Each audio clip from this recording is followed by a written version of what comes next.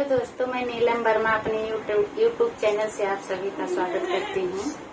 आज मैं गणेश जी का भजन लेकर आई हूँ। अगर मेरे गाना पसंद आए तो मेरे वीडियो को लाइक करना, चैनल को सब्सक्राइब करना। धन्यवाद। गणपति विराजे आंगनवा में, शंख ध्वनि बाजे भवनवा में। गणपति विराजे आंगनवा में, शंख ध्वनि बाजे भवनवा में।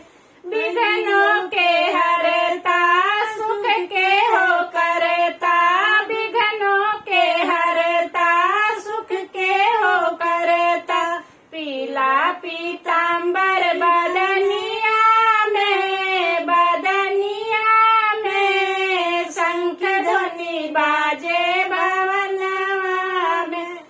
आओ विराजो आंगनवा में, शंख ध्वनि बाजे भवनवा में। चूहे पे सवार होके गणपति जी आए, चूहे पे सवार होके गणपति जी आए। गणपति जी आए संगे रिद्धि सिद्धि लाए, गणपति जी आए संगे रिद्धि सिद्धि लाए। शुभ लाभ बरसे आंगनवा में, शंख ध्वनि बाजे भवनवा में। शुभ लाभ बरसे आंगनवा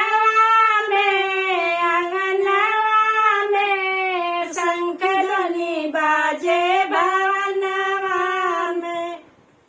पान चढ़े, फूल चढ़े और चढ़े मेवा, पान चढ़े, फूल चढ़े और चढ़े मेवा। भक्तों की लाज रखो शंभु सुतेवारी। आओ विराजो आंगनवा में, शंख ध्वनि बाजे भवनवा में। आओ विराजो आंगनवा में,